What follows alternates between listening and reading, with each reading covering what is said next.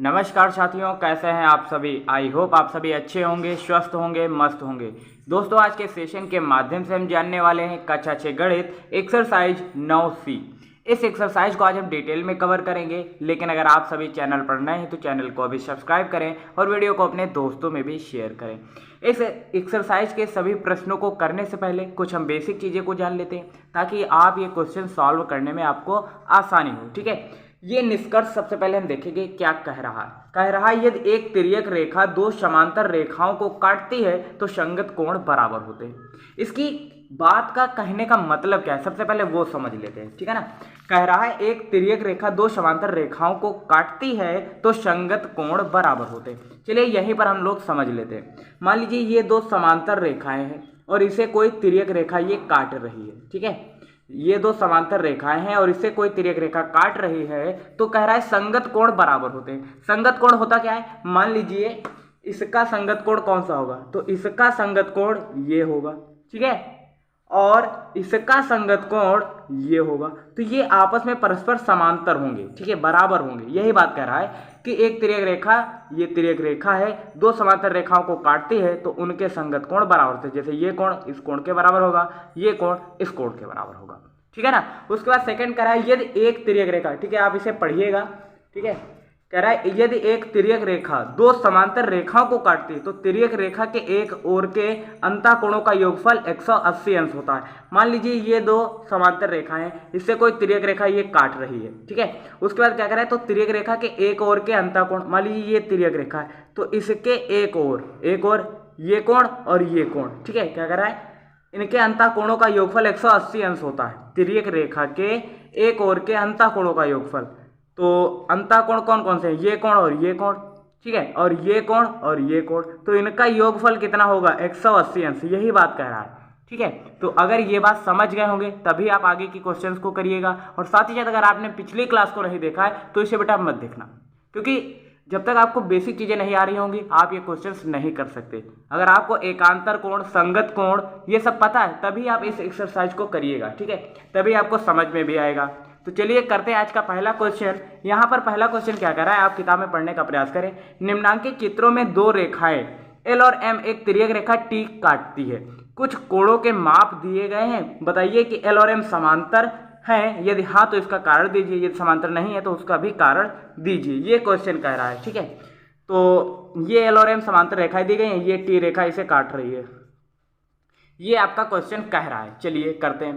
देखिए भुजाओं के समांतर होने के लिए एल और एम समांतर हैं, भुजा एल और एम समांतर है, इसके लिए देखिए कंडीशन है। एक तो कंडीशन या फिर एकांतर कोण बराबर हो, या फिर एकांतर कोण बराबर हो, या फिर संगत कोण बराबर होने चाहिए। ठीक है, अगर ये दोनों में से कोई एक बात का पालन कर रहा है तभी आप कहेंगे कि भुजा एल समांतर होगी एम के। ठीक है, चलिए करते हैं। यहाँ पर ये 50 अंश का कोण दिया गया है। ठीक है, अभी आपको मैंने बताया था कि सरल रेखा का मान कितना होता है, 180 अंश। इसका मान कितना होता है, 180 अंश। क्या हम इस रेखा को इस रूप में लिख सकते हैं, और अगर इस रूप में लिख सकते हैं तो इसका मान 180 अंश होगा। क्लियर है ना। तो या फिर इस भुजा को हम कुछ इस तरह से लिख सकते हैं ना, और जब भी हम इसे इस तरह से लिख पाएंगे या फिर तो उसका मान हो जाएगा 180 अंश। अगर इसका मान पूरा 180 अंश होगा तो ये 50 है तो ये कितने अंश का होगा, 130 अंश। 130 और 50 जोड़ेंगे तो कितना होगा, 180 अंश। यानी कि ये एक सरल रेखा है तो कितने अंश का कोण बनाती है, 180 अंश। तो ये 130 अंश का आ जाएगा। ये भी तो एक सरल रेखा ही है, ये 120 अंश का कोण बनाती है, तो ये कितने अंश का कोण बनाएगी, 60 अंश का। क्लियर है ना। अब आपको देखना है एकांतर कोण या फिर संगत कोण। अब हम संगत कोण देखेंगे। ठीक है, देखिए 50 का संगत कोण ये 60 होगा। अभी मैंने बताया था संगत कोण क्या होते हैं, ये संगत कोण यहाँ पर बताया था मैंने, इसका संगत कोण ये होता है। तो 50 का संगत कोण ये होगा 60। क्या 50 और 60 बराबर है, नहीं है ना, यानी कि संगत कोण समान नहीं है। अतः हम कह सकते हैं, अतः एल समांतर एम नहीं होगा।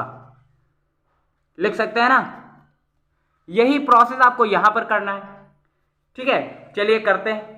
मान लीजिए ये रेखा दी गई है, ये एक सरल रेखा, कुछ इस तरह से हम लिख सकते हैं। अगर इस तो अब सरल रेखा का मान 180 अंश होता है, पहले से आपको पता है। ये 60 अंश का कोण दिया गया तो ये 120 अंश का होगा। ठीक सेम प्रोसेस पूरी एक सरल रेखा कितने अंश का कोण बनाती है बताओ मुझे? 180 अंश का बनाती है ना। अब आप देख पा रहे होंगे, देखिए ये 60 अंश, ये 120 अंश, क्या इसका एक संगत कोण ये दिया गया है 225।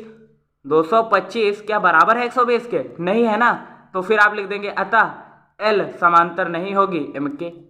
यही कारण आपको लिखना था। सेम प्रोसेस आप यहाँ पर करिएगा और इसमें एकांतर कोण या फिर संगत कोण निकालना, और अगर बराबर आ रहे हो एकांतर कोण और संगत कोण तो आप कह देंगे कि L समांतर M होगी। क्लियर है ना? सेम प्रोसेस पर आपको ये क्वेश्चन खुद से करना है, क्योंकि आप भी करेंगे तभी आप कर पाएंगे, चीजों को समझ पाएंगे। ठीक है ना? अब चलते हैं सेकंड क्वेश्चन की तरफ। सेकंड क्वेश्चन क्या कह रहा है? चित्र में AB समांतर CD और CD समांतर EF, क्या AB समांतर EF है? तो कारण बताइए।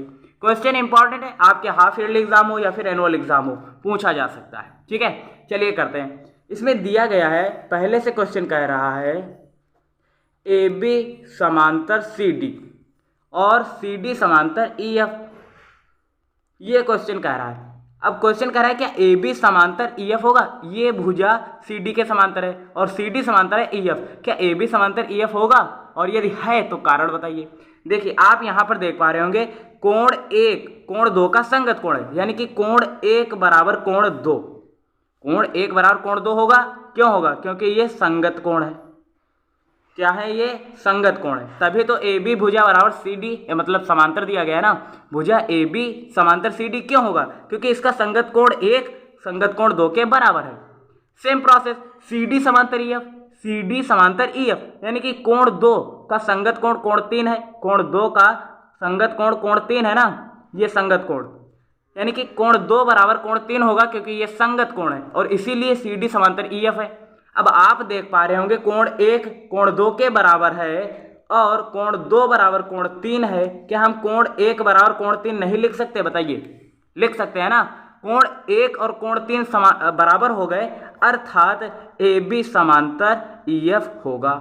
यही आपको लिखना है, AB समांतर EF।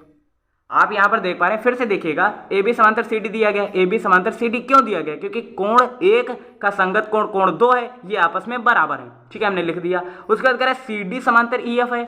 CD समांतर EF यानी कि ये भुजा इस भुजा के बराबर है, यानी कि कोण 2 कोण 3 के संगत कोण के बराबर है। सेम प्रोसेस, कोण 1 जब कोण 2 के बराबर है, कोण 2 कोण 3 के बराबर है, तो क्या हम लिख सकते हैं कोण 1 बराबर कोण 3?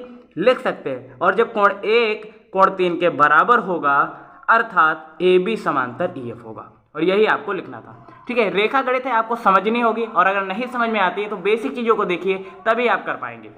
अगर आपने पिछली क्लास को नहीं देखा है तो देखिएगा, और लिंक डिस्क्रिप्शन में दिया गया है, वहां से आप उस वीडियो को देख सकते हैं, तभी आप इस क्लास को कंटिन्यू करिएगा। ठीक है, सेकेंड क्वेश्चन दिया गया यहाँ पर, कोण 1 कोण 2 समान है, कोण 1 बराबर कोण 2, ये क्वेश्चन कह रहा है। कारण बताइए कि यह सिद्ध हो सके कि T समांतर है M के। तो भुजा T इसमें कौन सी दी गई है? क्वेश्चन देख लेते हैं थोड़ा सा। T समांतर हुए ML और T, इस भुजा का नाम दिया गया है T, ये है M और ये है L। ठीक है, तो कह रहा है T समांतर M, है ना, ये क्वेश्चन कह रहा है। क्वेश्चन देख लेते हैं एक बार। L समांतर M कह रहा है, L समांतर M, तो यहाँ पर L होगा ये। ठीक है, कह रहा है कोण 1 बराबर कोण 2 समान है, तो सिद्ध कीजिए कि यह L कोण, देखिए कोण 1 कोण 2 के बराबर है, L समांतर M आपको सिद्ध करना है। ठीक है, कैसे करेंगे चलिए देखते हैं। आप यहाँ पर देख पा रहे होंगे, देखिए कोण 1 बराबर कोण 2 दिया गया। अभी मैंने बताया था तिर्यक रेखा के एक ही ओर के जो कोण होते हैं उन्हें कहते हैं संगत कोण। अभी मैंने आपको बताया था संगत कोण क्या होता है और एकांतर कोण क्या होता है। तो कोण 1 कोण 2 के बराबर है, क्यों? क्योंकि वे संगत कोण है, और जब भी संगत कोण, कोई एक संगत कोण या फिर कोई एक एकांतर कोण आपस में समान है, तो वह एक दूसरे के समांतर होती हैं भुजाएं। अतः आप लिख सकते हैं M समांतर L होगा या L समांतर M होगा। ठीक है, समांतर का चिन्ह इस तरह का होता है। तो इस तरह से हमने तीनों क्वेश्चंस को डिटेल में कवर कर लिया है। आई होप आपको ये वीडियो अच्छी लगी होगी। चैनल पर नए, चैनल को सब्सक्राइब करें। मिलते हैं नेक्स्ट अमेजिंग वीडियो के साथ, तब तक के लिए जय हिंद, नमस्कार। देखते रहिए SS लाइफ टाइम।